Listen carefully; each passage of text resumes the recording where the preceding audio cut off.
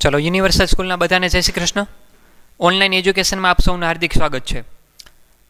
Account part 1 અને chapter number 10 કાચું સરવૈયું આ પ્રકરણનો આજે ચોથો લેક્ચર અને આ ચોથા લેક્ચરમાં આજે આપણે ઉદાહરણ 2 વિશેનો અભ્યાસ કરીશું।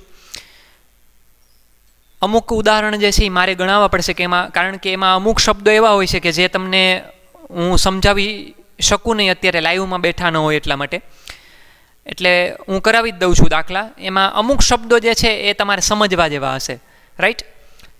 મને એવું લાગશે કે તમે ગણી શકશો તમે મોઢે, તો એવા દાખલા હું તમને હોમવર્કમાં આપીશ। ઉદાહરણ નંબર 2 હું રકમ રીડ કરું છું। નીચેની પાના નંબર છે 253 ઉપર અને ઉદાહરણ નંબર 2 253 પાના ઉપર કે નીચેની બાકીઓ ઇન્દરના હિસાબી ચોપડામાંથી લેવામાં આવી છે, તેના પરથી તારીખ 31/3/2015 રોજનું કાચું સરવૈયું તૈયાર કરવાનું છે। એટલે હેડિંગ પહેલાં શાંતિથી સાંભળી લ્યો, આ રીતે મથાળું હોય છે એનું, શ્રી ઇન્દરનું તારીખ 31/3/2015 રોજનું કાચું સરવૈયું। તમને એમ લાગશે સાહેબ આ તમે પત્રક સ્વરૂપનો કેમ દાખલો ગણ્યો છે? તો આપણે એક દાખલો પત્રક સ્વરૂપે પહેલો વહેલો ભણાવ્યો, સ્વાધ્યાયનો ચોથો દાખલો, 5મો દાખલો ખાતા સ્વરૂપે બનાવ્યો, વળી પાછો આ તમને પત્રક સ્વરૂપે ભણાવું તમને, કારણ કે એ લોકોએ આપણી યારે કોઈ ચોખવટ નથી કરી કે કયા સ્વરૂપે તમારી દાખલો ગણવાનો છે। એટલે ચોપડીવાળાએ તો શું કર્યું છે કે ટેક્સ્ટ બુકની અંદર કે ચોપડીની અંદર તો બે રીતે એ લોકોએ દાખલો ગણીને બતાડ્યો છે। તમે ગમે તે સ્વરૂપે દાખલો ગણી શકો છો આ દાખલો, કારણ કે એ લોકોએ આપણી યારે કોઈ ચોખવટ નથી કરી કે કયા સ્વરૂપનું કાચું સરવૈયું તૈયાર કરવું, એટલે ગમે તે સ્વરૂપે દાખલો ગણી શકાય છે। એટલે મેં ફરીથી પાછો પત્રક સ્વરૂપનો દાખલો જે છે એ લઉં છું। ખાતાનું નામ એ સૌથી તમારે મોટું ખાનું રાખવાનું। ખાતા વહી પાના નંબર, ઉધાર બાકી રૂપિયા અને જમા બાકી રૂપિયા। ઉધાર રૂપિયા એમ ન લખતા, ઉધાર બાકી રૂપિયા અને જમા બાકી રૂપિયા, કાં તો કે ઉધાર બાકી અને જમા બાકી ખાતાની તમે લખો છો, સમજાય છે બાબત? અને ઉદાહરણ એક મેં તમને ગણાવ્યું નથી, એ એટલે નથી ગણાવ્યું, એક જ ઉદાહરણ છે ખાલી એવું, એ સરવાળાની પદ્ધતિ છે। કાચું સરવૈયું કેટલી પદ્ધતિએ બને? તો કે 2 પદ્ધતિએ, સરવાળાની પદ્ધતિ અને બાકીની પદ્ધતિ। સરવાળાની પદ્ધતિવાળો દાખલો છે એ ગણવા જેવો નથી, એમને મોઢે થાય એક એવી વસ્તુ છે, ઉધારવાળી વસ્તુ ઉધાર બાજુ એ બધું આપેલું જ હોય, એને ફોર્મેટમાં ખાલી બેહાડવાનું હોય, ખાલી જમાવાળી વસ્તુ જમા બાજુ, બે બાજુ સરવાળા સરખા કરી દેવાના। એક જ દાખલો છે એટલે એકદમ સહેલો છે, એટલે ગણતા નથી આપણે, બાકીઓની પદ્ધતિથી જ દાખલા ગણવાના છે અને સ્વરૂપ પણ 2 છે, પત્રક સ્વરૂપે અને ખાતા સ્વરૂપે। ફરીથી ચોખવટ કરું છું કે પ્રશ્ન પૂછનાર વ્યક્તિએ જો કોઈ પણ પ્રકારની ચોખવટ ન કરી હોય તો કાચું સરવૈયું ગમે તે સ્વરૂપે બનાવી શકાય છે પરીક્ષામાં, પણ ચોખવટ કરી હોય તો તમારે એને ફોલો કરવી પડશે। અત્યારે મેં જે દોર્યું છે બોર્ડ ઉપર એ પત્રક સ્વરૂપનું કાચું સરવૈયું છે, ક્લિયર? ચલો દાખલો તો આપણે જેમ ગણતા હતા એમ જ ગણવાનો છે। લેફ્ટ હેન્ડ સાઈડ ને રાઈટ હેન્ડ સાઈડ એ લોકોએ તમને રકમ આપેલી છે, એ ઉધાર જમા નથી, ઉધાર જમા આપણે નક્કી કરવાનું છે। હું પેલા લેફ્ટ હેન્ડ સાઈડ વાળી વસ્તુ લઉં છું। મૂડી ખાતું 2,10,400 રૂપિયા છે। મૂડી ખાતું, મૂડીની બાકી કેવી હોય તો કે જમા હોય, બરાબર છે?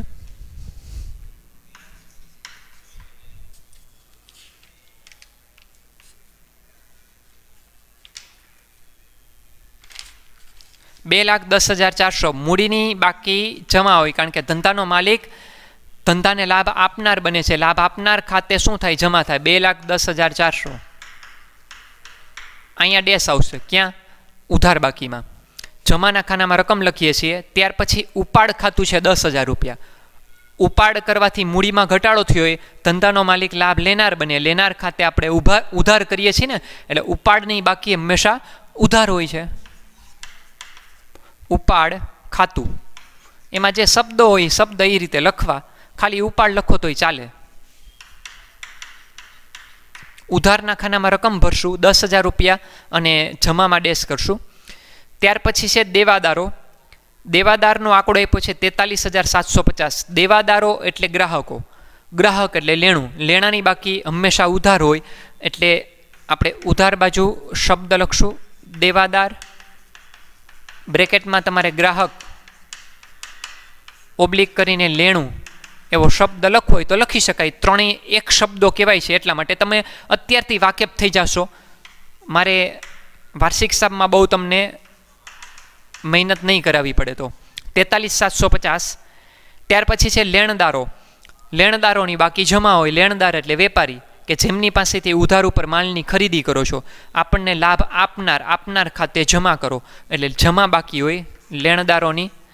લેણદારોના પણ બીજા નામ છે વેપારી અને દેવું. દેવાની બાકી હંમેશા જમા હોય. 35,600 રૂપિયા છે જમાના ખાનામાં.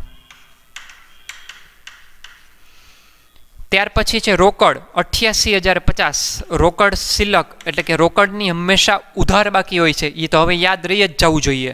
88,050 ધંધાની ચાલુ મિલકત છે. રોકડ સિલક, બેંક સિલક, દેવાદાર, લેણી હુંડી, આખર સ્ટોક, આ બધી મિલકતો છે. ચાલુ મિલકત, મિલકતની બાકી ઉધાર હોય.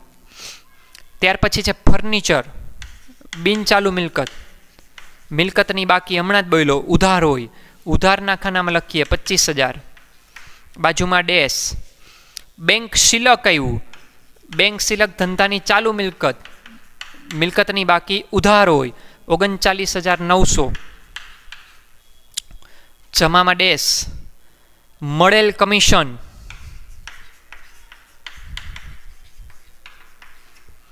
મળેલ કમિશન 1,500 રૂપિયા. કમિશન મળ્યું છે. ધંધાની આવક કહેવાશે. આવક કે ઉપજ ખાતે જમા થાય 1,500 રૂપિયા. Bank commission. હવે થોડુંક વિચારો જી.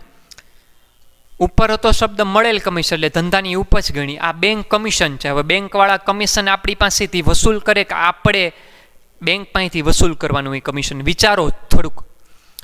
તો કે બેંક કમિશન હંમેશા બેંકવાળા વસૂલ કરે, આપણે ચૂકવવાનું હોય. ધંધાનો ખર્ચ છે. બેંકવાળા કમિશન આપણને આપે નહીં, આપણે એને દેવાનું હોય, કારણ કે સેવા એ લોકો આપણને આપે છે. એટલે બેંક કમિશન ધંધા માટે ખર્ચ. ખર્ચની બાકી હંમેશા ઉધાર હોય છે. ઉધાર બાકી હંમેશા ઉધારના ખાનામાં લખશું આપણે. બરાબર? ચલો, 350 રૂપિયા છે ઉધારના ખાનામાં લખીએ. આપણે જમામાં ડેશ કરશું. ત્યાર પછી વીજળી ખર્ચ આપ્યો છે 6200 રૂપિયાનો, 6,200. વીજળી ખર્ચ, ખર્ચની બાકી ઉધાર હોય.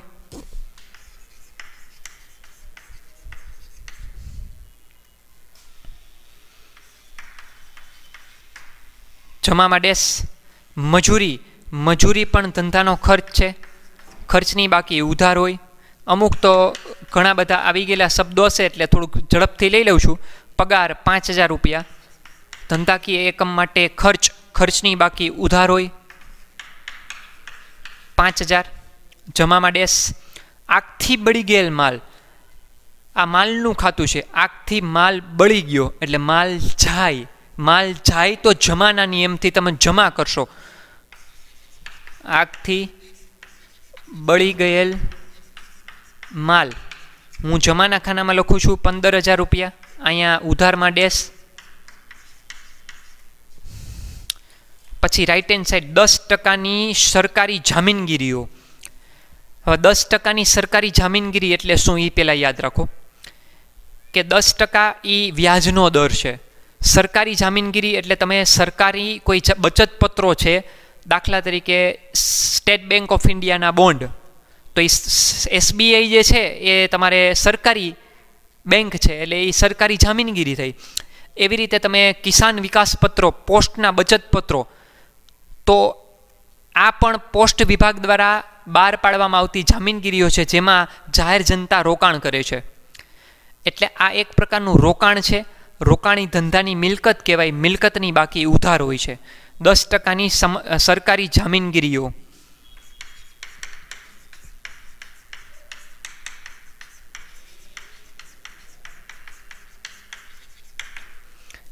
અને તમારે લખવાનું છે ઉધારના ખાનામાં મિલકતની બાકી ઉધાર હોય છે 25,000 ઉધાર બાજુ લખીએ છીએ. અહીં ડેશ કરીએ છીએ. ત્યાર પછી છે શરૂઆતનો સ્ટોક. આ ત્રીજા દાખલામાં સતત આવે છે. શરૂઆતનો સ્ટોક. સ્ટોક એ મિલકત છે, મિલકતની બાકી ઉધાર હોય એટલે ઉધાર બાજુ શરૂઆતનો સ્ટોક લખશું.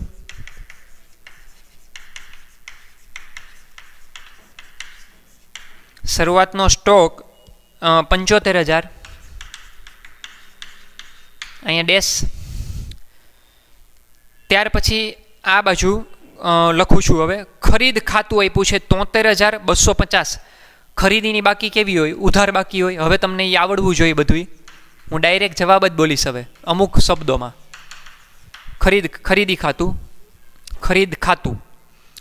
ખરીદ ખાતામાં 73,250 ઉધાર બાજુ લખશું,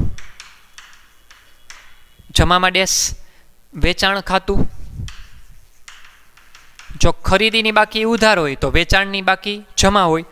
તો વેચાણ ખાતામાં રકમ છે 1,06,000, જમાના ખાનામાં લખું ને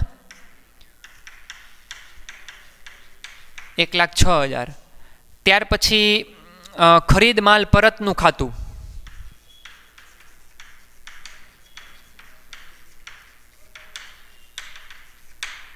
હવે ખરીદ માલ પરતનું ખાતું, ખરીદેલો માલ પરત કરો. સાંભળજો, ખરીદેલો માલ પરત કરો. માલ જાય તો જમા થયું હોય ને, એટલે એની બાકી જમા હોય. અને બાકી આમાં યાદ રખાય, જો ખરીદીની બાકી ઉધાર તો ખરીદ પરતની બાકી જમા, વેચાણની બાકી જમા તો વેચાણ પરતની બાકી ઉધાર. એમ યાદ રખાય, એમ પણ યાદ રહી શકાય. ખરીદ માલ પરત 9,250 છે. ખરીદેલો માલ પરત કરો, માલ જાય તો જમા થયો હોય એટલે જમાના ખાનામાં 9,250 લખું છું. પછી વેચાણ માલ પરતનું ખાતું છે.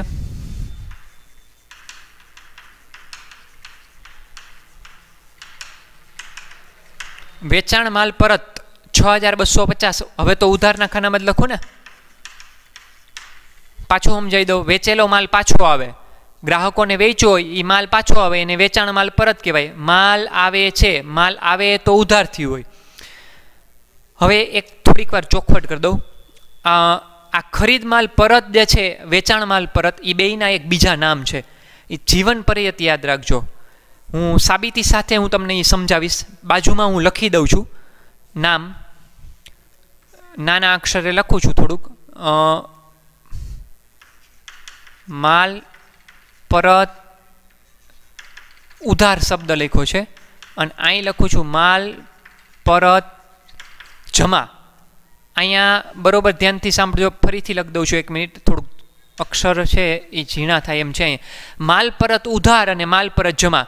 ખરીદ માલ પરતનું બીજું નામ છે માલ પરત ઉધાર, અને વેચાણ માલ પરતનું નામ બીજું છે માલ પરત જમા. એવું કેમ?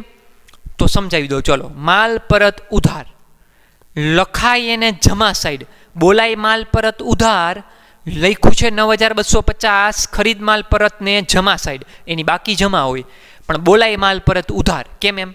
ચલો શીખવાડું. તો કે ખરીદેલો જ્યારે તમે માલ પરત કરો, કોને માલ પરત કરશો? તો કે વેપારીને પરત કરશો. તો વેપારીને પરત કરો, વેપારી આપણી પાસેથી માલ લેનાર બને. લેનાર ખાતે શું થયું હોય? તો કે ઉધાર. એટલે એનું નામ પાડ્યું છે માલ પરત ઉધાર.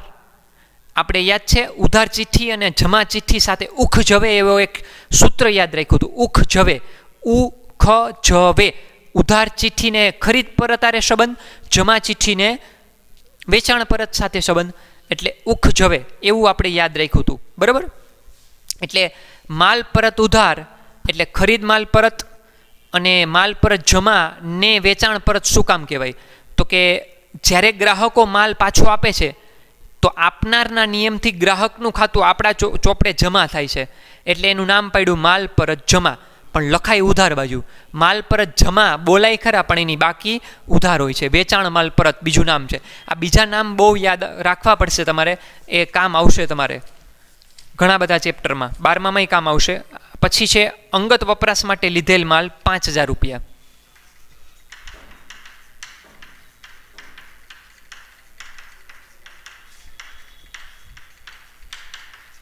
અંગત વપરાશ માટે લીધેલ માલ, માલ જાય છે, ઉપાડથી ગયેલ માલ, માલ જાય તો શું થાય? જમા. એટલે જમાના ખાનામાં 5,000 રૂપિયા લખીશ, ઉધારમાં ડેશ. ત્યાર પછી બેંક લોન 25,000. ક્યાં લખું? બેંકવાળા લોન આપણને આપે કે આપણે બેંકવાળાને લોન આપવાની હોય? તો કે બેંક પાસેથી લોન લેવાની હોય, એટલે આ લીધેલી લોન હોય. તો બેંક આપણને લાભ આપનાર ખાતે જમા કરીએ, એટલે જમાના ખાનામાં તમારા રકમ લખાશે. બેંક લોન ધંધાનું દેવું છે, દેવાની બાકી હંમેશા જમા હોય. જવાબદારી, જ ફોર જવાબદારી, જ ફોર જમા, એમ પણ યાદ રખાય. 25,000 જમાના ખાનામાં. ત્યાર પછી આપેલ વટાવ, ધંધાનો ખર્ચ, ખર્ચની બાકી કેવી હોય તો કે ઉધાર, 5000 રૂપિયા ઉધારના ખાનામાં લખું છું, રાઈટ. ત્યાર પછી છે મળેલ વટાવ 1500 રૂપિયા. વટાવ મળ્યો તો ધંધાની ઉપજ કે આવક ખાતે શું થયું હોય જમા, એટલે આવકની બાકી જમા હોય, 1500 રૂપિયા જમાના ખાનામાં લખીશ. ત્યાર પછી ગાડા ભાડું 1000 રૂપિયા. તો ગાડા ભાડું એટલે ટ્રાન્સપોર્ટેશન ચાર્જ, હાચીને ગાડામાં જ માલ આવતો એમ ન વિચારતા. એ પછી છકડો રિક્ષામાં આવે, છોટા હાથીમાં આવે, ટેમ્પો ટ્રકમાં પણ આવશે, પણ ટ્રાન્સપોર્ટેશન ચાર્જ છે એક પ્રકારનો, ખરીદીને લગતો ખર્ચ છે, ખરીદનાર પોતે ભોગવે, એટલે ખર્ચ ખાતે ઉધાર થાય. ગાડા ભાડું ખર્ચની બાકી ઉધાર હોય, 1000 રૂપિયા ઉધારના ખાનામાં લખું છું, જમામાં ડેશ. અને આગથી થયેલ નુકસાન 3000 રૂપિયા. ખર્ચ કે નુકસાનની બાકી કેવી હોય, આગથી થયેલ નુકસાન, ખર્ચ કે નુકસાનની બાકી ઉધાર હોય, ખર્ચ કે નુકસાન ખાતે ઉધાર કરશો 3000 રૂપિયા, જમામાં ડેશ કરશો. ટેલિફોન ખર્ચ 1000 રૂપિયા, ખર્ચની બાકી ઉધાર હોય.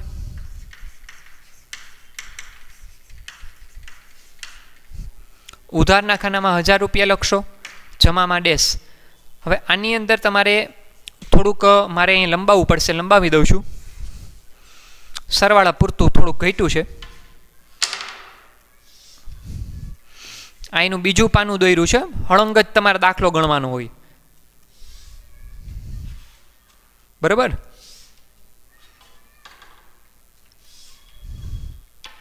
કુલ સરવાળો કરવાનો છે તમારે, બે બાજુ કેવો થવો જોઈએ, સરખો સરવાળો થવો જોઈએ. છેલ્લે પછી આવું પ્રેઝન્ટેશન કરવાનું છે, કરો છો? એ બોક્સને બંધ કરવાનું હોય, બરાબર.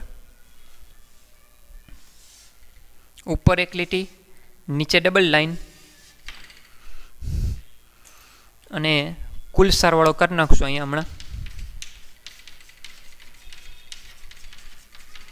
બરાબર.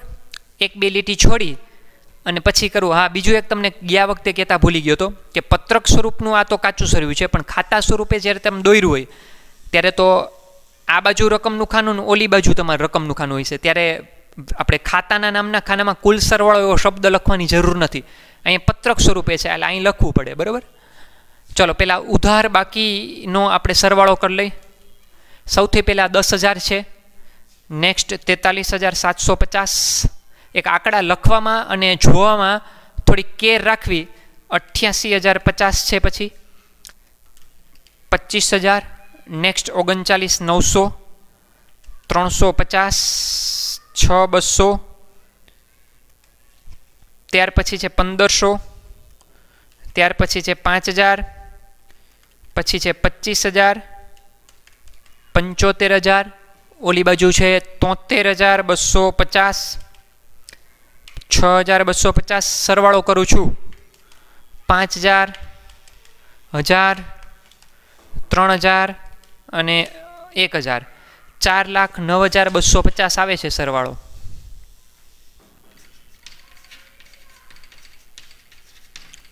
ઉધાર બાજુનો, રાઈટ. હવે જમાનો કરીએ.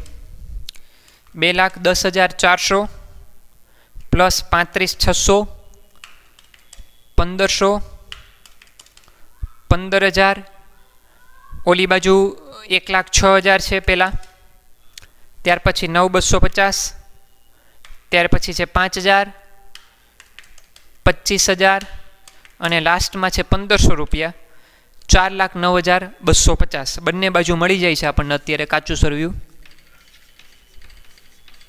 એટલે એનો મતલબ એમ કે ઇન્દર નામના જે ધંધાના માલિક છે એમના ચોપડે જે ખાતા વહી અને ખતવણીના ચોપડામાંથી અલગ અલગ ખાતાઓની જે બાકી લીધી છે, એ બાકીઓ દર્શાવતું, વર્ષના અંતે બાકીઓ દર્શાવતું પત્રક બંને સાઈડ 4,09,250 સરવાળો દર્શાવે છે. એટલે ગણિતની દ્રષ્ટિએ એના લખાયેલા હિસાબો સાચા છે. સૈદ્ધાંતિક દ્રષ્ટિએ કાચા સરવૈયા પરથી કહી ન શકાય કે હિસાબો સાચા છે કે ખોટા છે. એના માટે તો તમારે વાર્ષિક હિસાબ સુધી તમારે પહોંચવું પડે. કોઈ ભૂલો હોય તો ભૂલ સુધારણા નોંધ તમારે કરવી પડે. એના માટેના હવાલા પાડવા પડે. હજી વાર છે. હવાલા કોને કહેવાય? એને અંગ્રેજીમાં એડજસ્ટમેન્ટ કહેવાય. વાર્ષિક હિસાબના પ્રકરણમાં એની આપણે ચર્ચા કરશું ખૂબ ઊંડાણપૂર્વક. રાઈટ? તો આ હતો તમારે ઉદાહરણ નંબર 2. ચલો, તો આપણે આજનો દિવસ અહીં સુધી રાખીએ છીએ.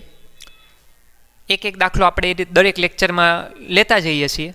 બરાબર? ચેપ્ટર ખૂબ નાનું છે, ઝડપથી પૂરું થઈ જશે અને થોડુંક મજાનું છે ચેપ્ટર અને શીખવા જેવું છે. રાઈટ? તો અહીંયા સુધી આજનો દિવસ રાખું છું. બધાને જય શ્રી કૃષ્ણ.